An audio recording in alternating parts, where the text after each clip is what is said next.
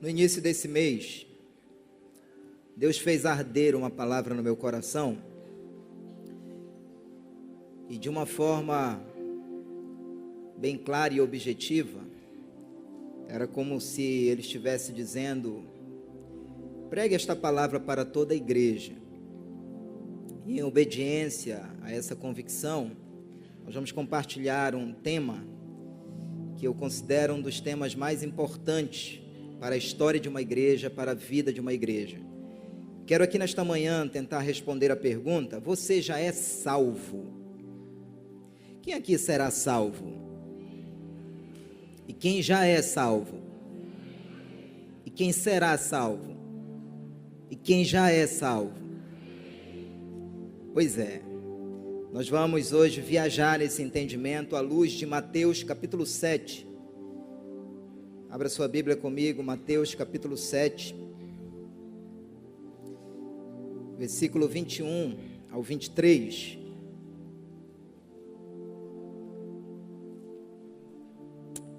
Mateus capítulo 7.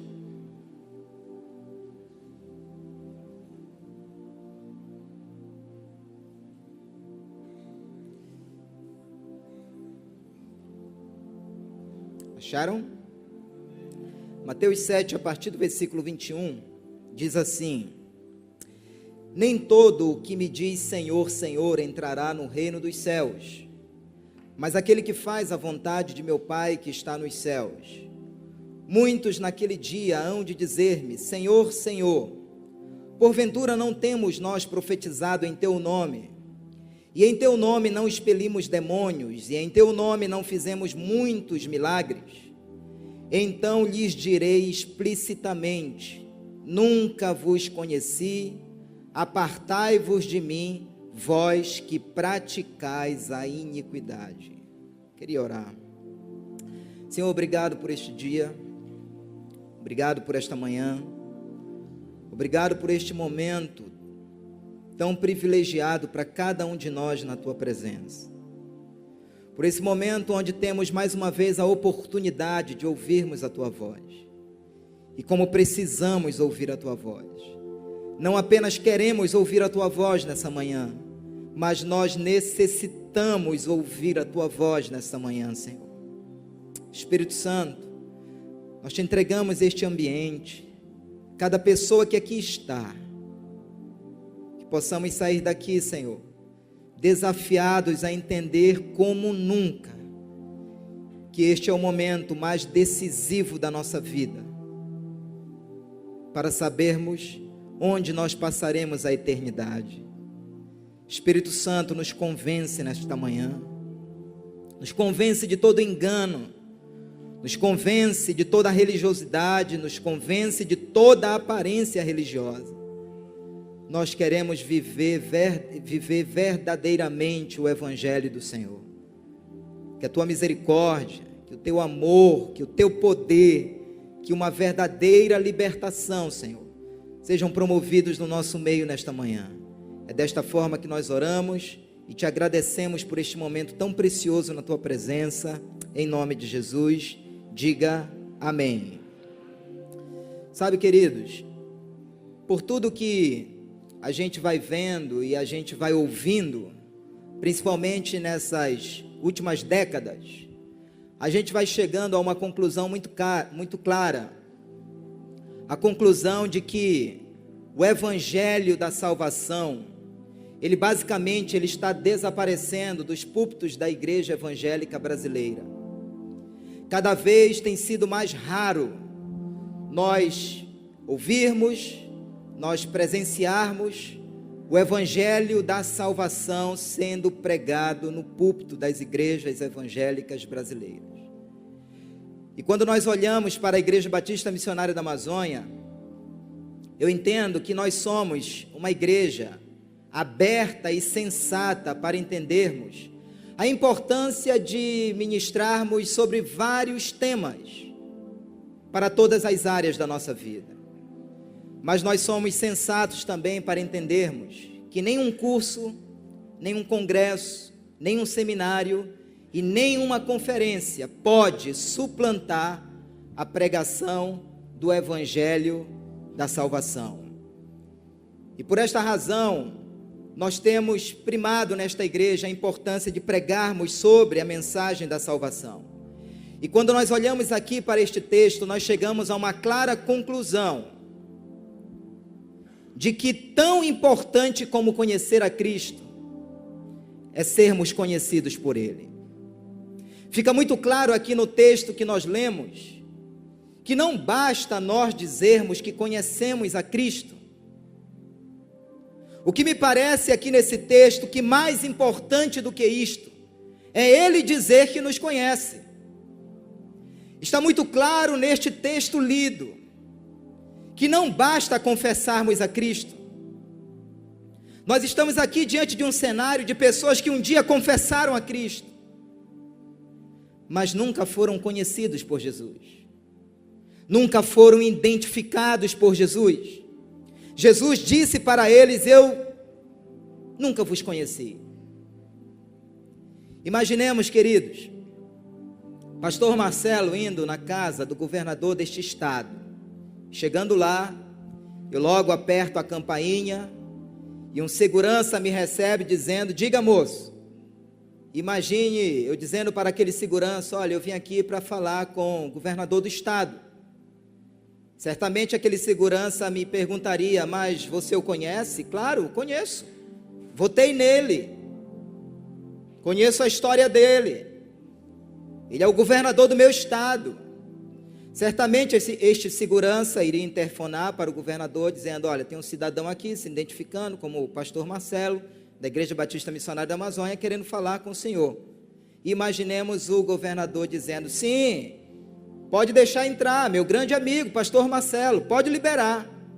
Escute, igreja, ninguém vai entrar no céu porque diz que conhece a Jesus. Pessoas entrarão no céu porque Ele dirá: eu vos conheço. E a minha oração é que todo engano seja destruído hoje na nossa vida. A minha oração é que todas as escamas religiosas saiam dos nossos olhos nessa noite. A minha oração é que Deus esteja abrindo os nossos ouvidos espirituais, porque está escrito: quem tem ouvidos ouça aquilo que o Espírito está dizendo à igreja.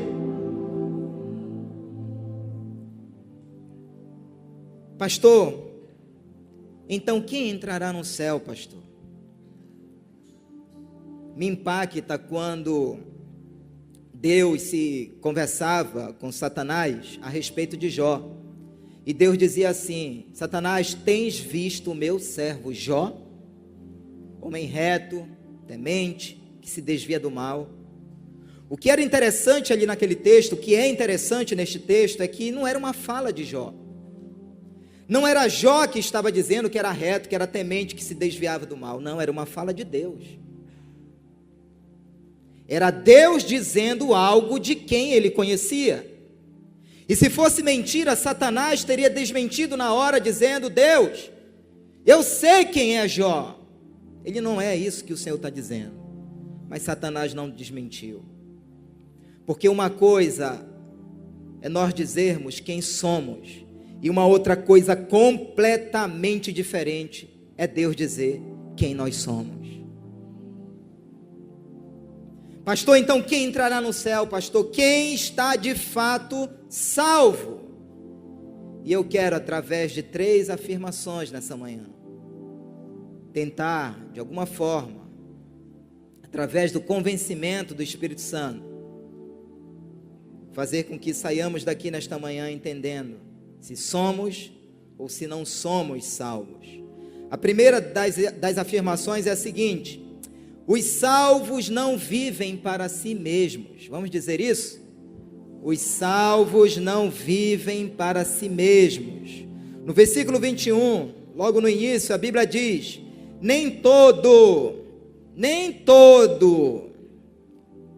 não está dizendo que é todo mundo, nem todo, existe uma parte que me diz Senhor e Senhor, e não entrará. Como também existe uma outra parte que diz Senhor, Senhor, e vai entrar. Então até aí não há problema nenhum. Porque nós podemos ter aqui nessa manhã uma parte que diz Senhor, Senhor, e não vai entrar, e uma outra parte que diz Senhor, Senhor, e vai entrar. Mas como saber quem vai entrar nos céus? Se todos dizem Senhor, Senhor. Então, de uma maneira muito sincera, se dizer cristão não é garantia para ninguém entrar no céu. Dizer que você tem 10, 15, 20, 30 anos de evangélico não é garantia para você entrar no céu. Nunca deixei de entregar o dízimo. Pastor, mas eu fui à frente. Pastor, mas eu me batizei. Pastor, mas eu levantei a mão. Nós estamos aqui diante de um texto de pessoas que diziam Senhor, Senhor, talvez pregando, que diziam Senhor, Senhor, talvez adorando, que dizia Senhor, Senhor, talvez orando. Para alguns, Jesus no último dia disse e dirá, eu vos conheço, e para outros, nunca vos conheci. Então a pergunta que não quer calar nesta manhã é a seguinte: o que levará Jesus a dizer sim para cada um de nós? O que levará Jesus a dizer para todos nós, olha, podem entrar? E aí o próprio versículo 21, na parte B, ele vai responder essa pergunta. Entrará no reino dos céus aquele que faz a vontade de meu Pai. Pessoas salvas, elas não vivem para si próprias. À luz desse texto, pessoas salvas, elas entenderam que existe uma vontade maior, que existe um desígnio maior, que existe um propósito maior para se viver nessa terra. E esse propósito se chama vontade de Deus. A nossa salvação, querida igreja, vai depender desse enquadramento aqui, de pessoas que estão comprometidas nesta terra com a vontade de Deus. Eu posso ouvir amém? 1 João 2,17 chega a dizer, ora, o mundo passa bem como a sua concupiscência, mas aquele porém que faz a vontade de Deus, permanece eternamente. Escute, amado, escute, amada, fazer a vontade de Deus não é ouvir música gospel, fazer a vontade de Deus não é colocar uma camisa evangélica, fazer a vontade de Deus, queridos, não é apenas frequentar uma igreja, fazer a vontade de Deus não é participar de congressos, fazer a vontade de Deus é muito mais do que isso. Fazer a vontade de Deus é não se contaminar com aquilo que Deus não aprova. Fazer a vontade de Deus é não ter aliança com aquilo que entristece o Espírito Santo de Deus. Fazer a vontade de Deus nos fala de pessoas que entenderam que o caminho do Evangelho é um caminho de porta estreita. Eles entenderam que o caminho do Evangelho é um caminho de perdas, de renúncia, de morte, de cruz. Escute, igreja, a nossa melhor vida não é aqui na terra. Eu preciso repetir isso. A nossa melhor vida não é aqui na terra. Se nós julgarmos que a nossa vida, que a melhor parte da nossa vida é aqui nessa terra, nós seremos os mais miseráveis de todos os homens. Nem olhos viram, nem ouvidos ouviram aquilo que Deus preparou para aqueles que o amam. Se você é um desses, diga amém nessa manhã, diga aleluia, dê um aplauso maravilhoso a esse Deus nessa manhã. Aleluia!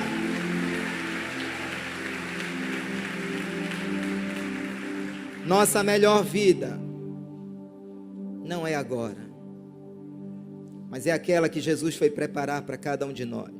Em penúltimo lugar, os salvos não vivem de aparências. Vamos dizer isso? Mais alto.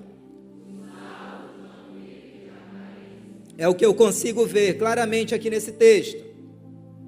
O versículo 22 diz: muitos naquele dia hão de dizer-me, Senhor, Senhor. Que dia é esse, querido? É o dia do juízo final. É o dia que Jesus vai separar o joio do trigo. É o dia em que Jesus vai separar aqueles que estarão do seu lado direito, do seu lado esquerdo. Esse é aquele dia que Jesus vai separar aqueles que estarão com Ele eternamente e aqueles que viverão no inferno por toda a eternidade. E a parte B do versículo diz assim, versículo 22: porventura não temos nós profetizado em Teu nome, e em Teu nome não expelimos demônios, e em Teu nome não fizemos muitos milagres? Essa turma aqui confessava orgulhosamente um sucesso espiritual, um sucesso ministerial, mas tinha algo que essa turma aqui não fazia: não confessava pecado, não confessava suas iniquidades. Aí eu pergunto a todos vocês nessa manhã: quem seria capaz aqui de ver um crente orando e o coxo andando, de ver um crente orando e o espírito maligno saindo daquela pessoa, colocando as mãos nos olhos de alguém e esse alguém enxergando? Quem seria capaz de olhar para um crente assim e dizer que ele não era salvo? Nenhum de nós seria capaz, nenhum de nós. Talvez até disséssemos: que bênção, que irmão ungido, que irmão abençoado.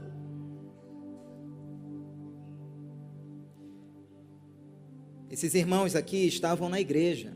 Esse texto não está falando de pessoas que estavam no mundo.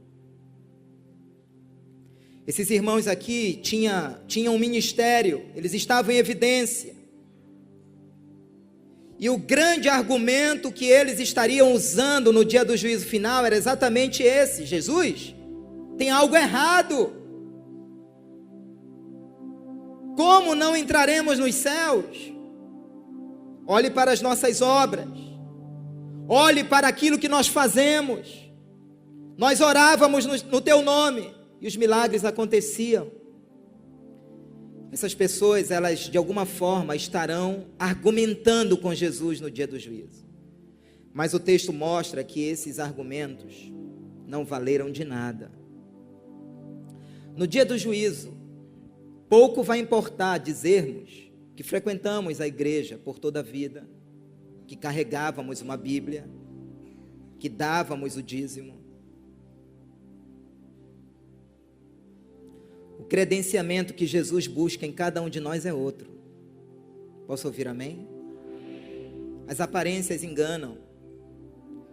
As aparências enganam.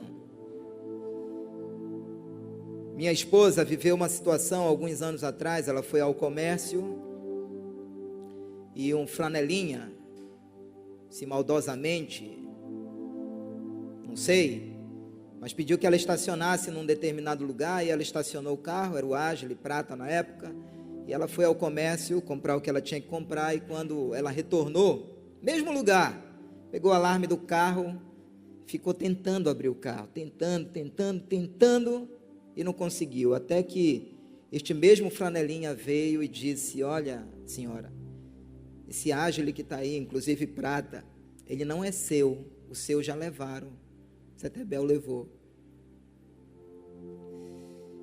As aparências enganam. As aparências enganam. A minha esposa, ela se enganou pensando que fosse o nosso carro, que coincidentemente estacionou um outro Agile lá igualzinho. Mas no dia do juízo final, as aparências, elas não vão valer de nada. Elas não vão valer de nada. Talvez você pergunte: pastor, e como é que essas pessoas oravam e o milagre acontecia? Aí eu preciso lhe dizer que há poder no nome do Senhor Jesus. Há poder no nome do Senhor Jesus. Toda autoridade me foi dada no céu e na terra. A palavra de Deus, queridos, ela nunca volta vazia. Deus, quando quer, Ele usa até a mula. Deus, quando quer, Ele usa até o ímpio Dário, Nabucodonosor, como usou no passado. Porque Deus é poderoso e Ele é soberano.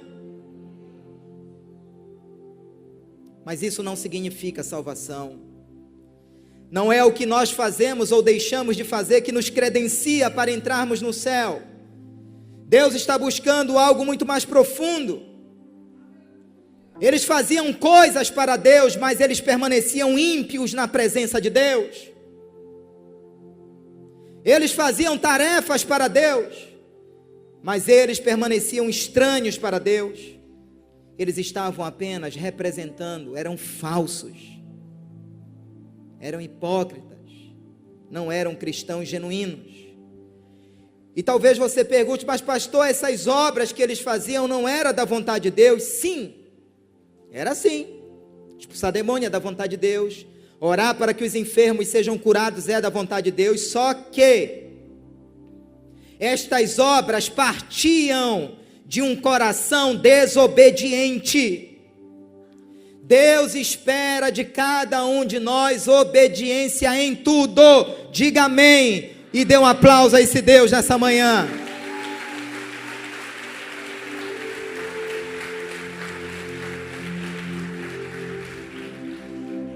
Portanto, tudo aquilo que nós fazemos para Deus, que parte de um coração desobediente, perde o seu valor para Deus.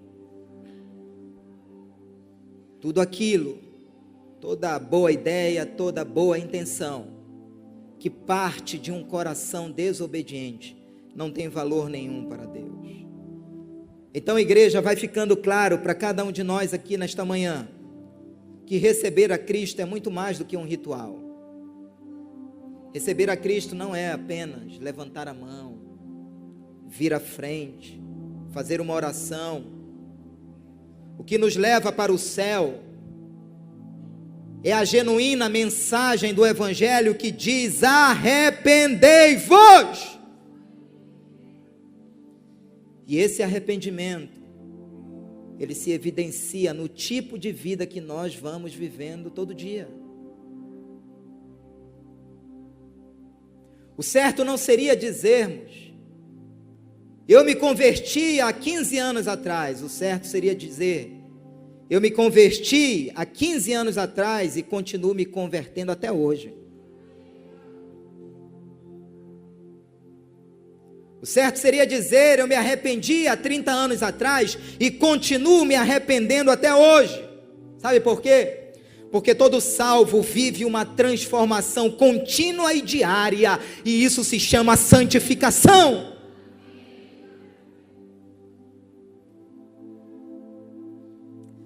Se as mesmas obras, se as mesmas práticas pecaminosas continuam acontecendo na sua vida, comparado àquele momento que você ainda não conhecia Cristo, certifique-se nesta manhã que tem alguma coisa errada. Tem alguma coisa errada. Porque que tipo de conversão é essa, queridos? Se nós continuamos a ver os mesmos programas de televisão que nos prostituem, que nos corrompem. Que tipo de transformação é essa? Se a gente continua apegado na internet, em sites pornográficos. Que tipo de transformação é essa se continuamos passivos diante do pecado? Que mudança foi essa que Jesus fez na nossa vida? Se continuamos vestindo as mesmas roupas sensuais, ouvindo música do mundo, frequentando barzinhos, indo para motéis, que tipo de conversão é esta? Se continuamos agindo como o mundo age, pensando como o mundo pensa, andando como o mundo anda. E em último lugar, os salvos não vivem sem intimidade com Deus. Vamos repetir isso?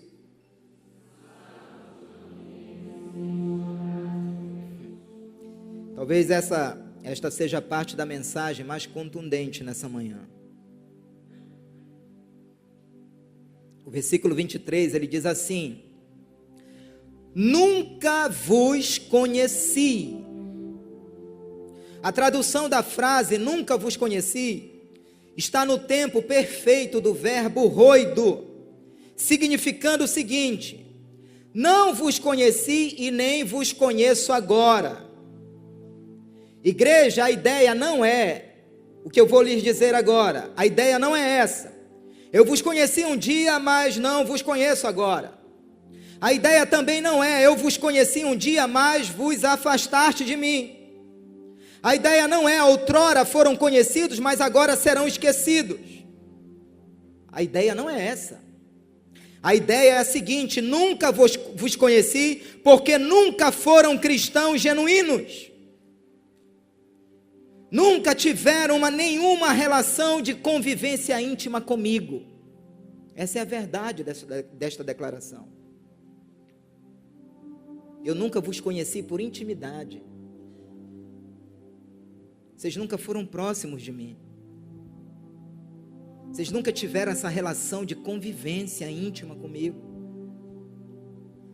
Com esta declaração, a Bíblia descarta a interpretação de que pessoas que conheceram a Cristo podem perder a salvação. Essa possibilidade está descartada à luz deste versículo. Porque quem um dia conheceu a Cristo verdadeiramente é conhecido por Ele, está selado a viver com Ele eternamente. Mas a ideia deste texto não é de pessoas que foram conhecidas um dia e aí pisaram na bola, desviaram e agora Cristo estava desprezando. Não! Elas nunca, absolutamente nunca foram conhecidas, nunca. Nem no dia que elas vieram à frente dizer que queriam a Jesus.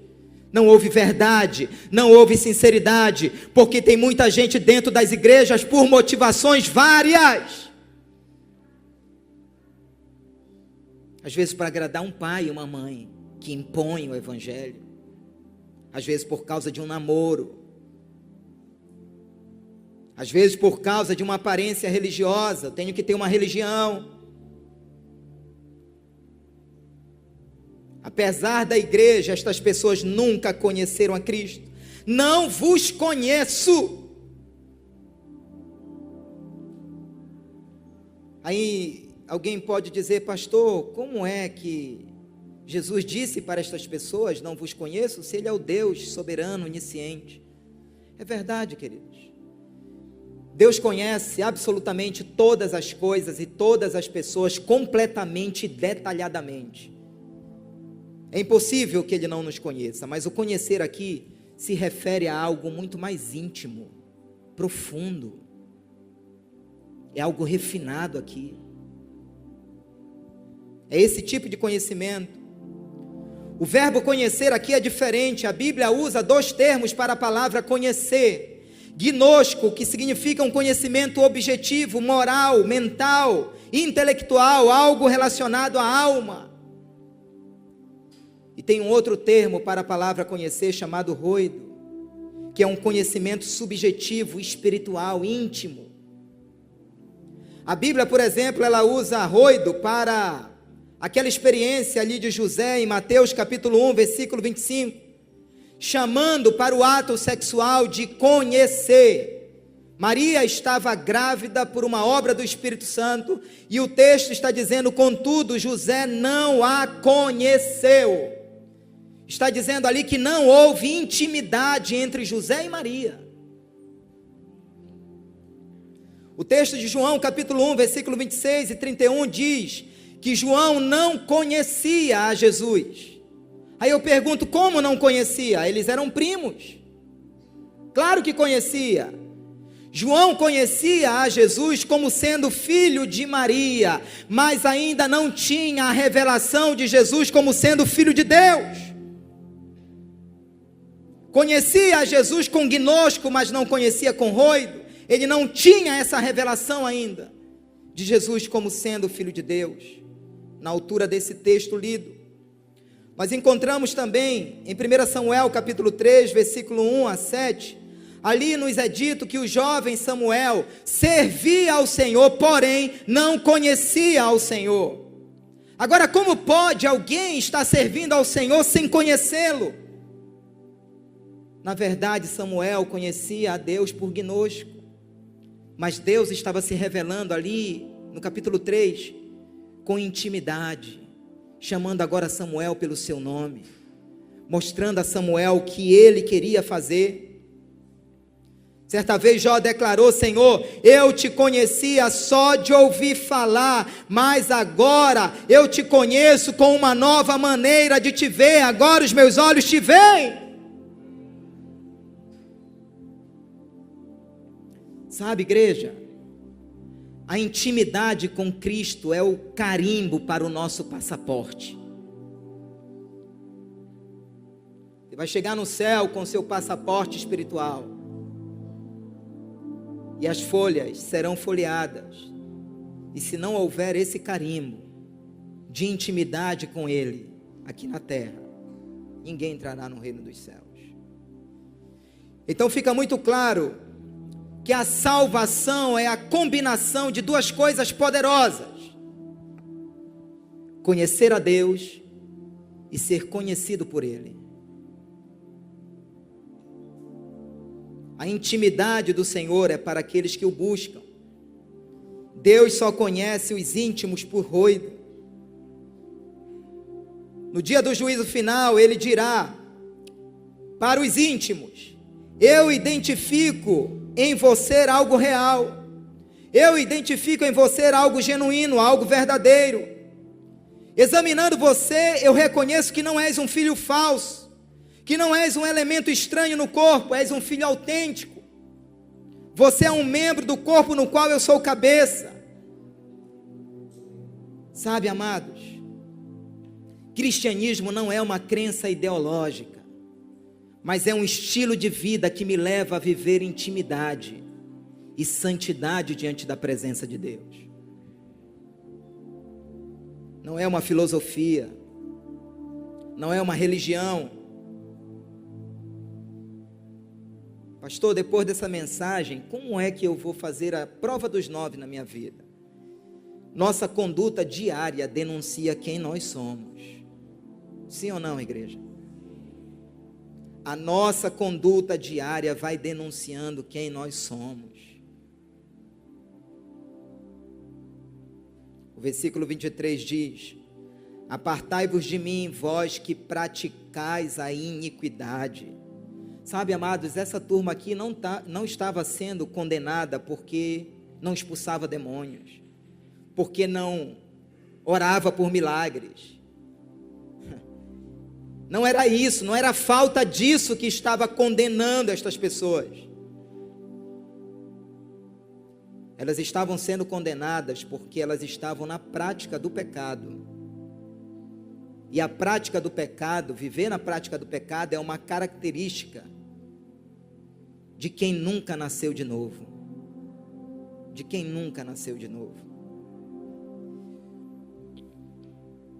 A ideia aqui é de alguém que viveu como que num teatro.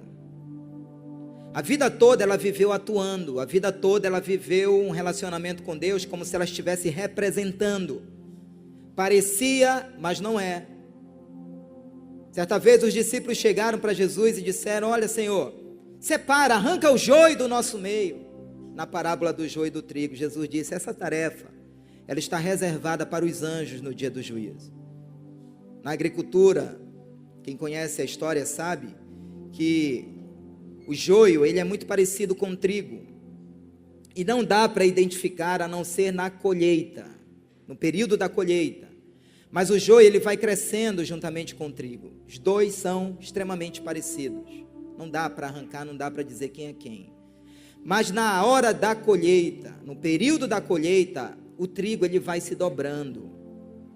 E o joio ele permanece teso, ele não se dobra. Eis aqui, queridos, uma característica tremenda de alguém que vive esse evangelho. Cada vez mais ele vai se dobrando, cada vez mais ele vai se rendendo, cada vez mais ele vai se entregando, cada vez mais ele vai se prostrando. E como nós precisamos disso na nossa vida, Eles apenas desempenhavam um papel. Apartai-vos de mim corresponde ao seguinte: eu não tenho interesse em você, pois você nunca se interessou por mim de verdade. Você apenas representou, você não se entregou, você não se apaixonou, você não me amou, você não me honrou, você não viveu a realidade do Evangelho, você não fez a minha vontade de fato. Seu passaporte é falso. O tempo todo que você estava na igreja, você foi um estranho para mim, portanto agora saia da minha presença. É isso que significa apartai-vos de mim. Eu concluo, igreja, dizendo que milhões e milhões de pessoas estão perdidas dentro da igreja.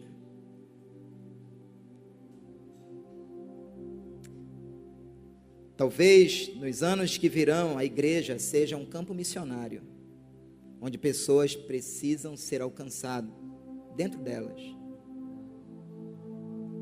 Onde pessoas precisem ser salvas dentro dela.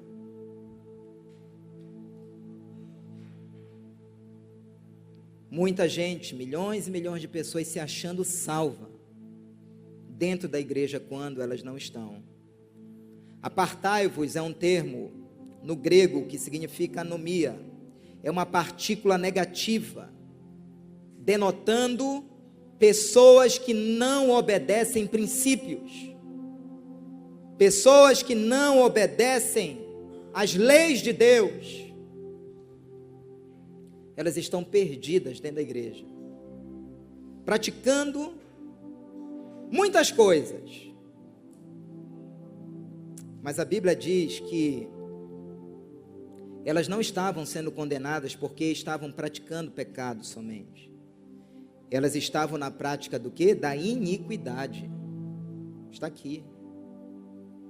Não era um pecado corriqueiro que todos nós estamos sujeitos a pecar, a cair.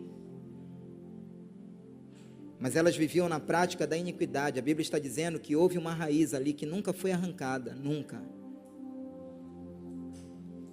Iniquidade e intimidade são coisas distintas, elas não caminham juntas com Deus. Termino dizendo que se você ainda tem prazer no pecado, o céu não é o teu lugar, porque o dono desse céu é santo. O dono deste céu é santo. Não dá para a gente dizer que quer viver no céu eternamente, com um Deus santo, quando aqui na terra nós vivemos como se Ele não existisse na nossa vida. Não dá, queridos. Você está ouvindo uma mensagem que precisa projetar algo em cada um de nós, uma reflexão, uma avaliação, um exame, porque nós olhamos para todos os textos que têm essa conotação escatológica, e todos os textos que têm essa conotação escatológica sobre a volta de Cristo demonstram que Cristo está mais próximo do que nunca.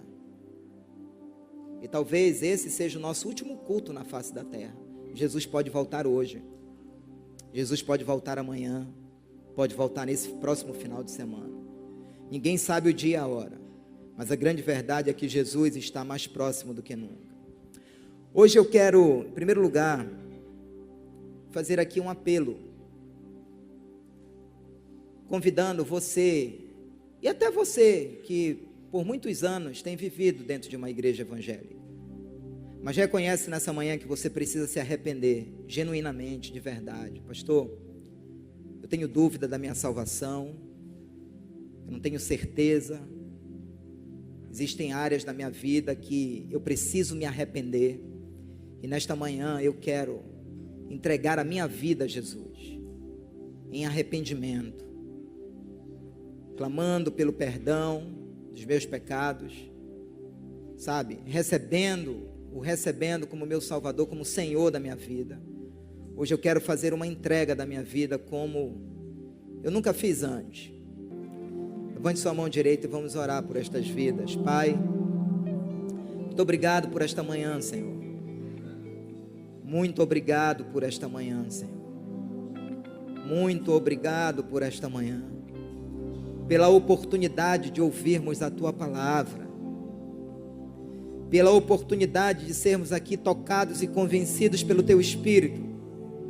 Tua palavra diz que um pecador que se arrepende, haverá festa nos céus.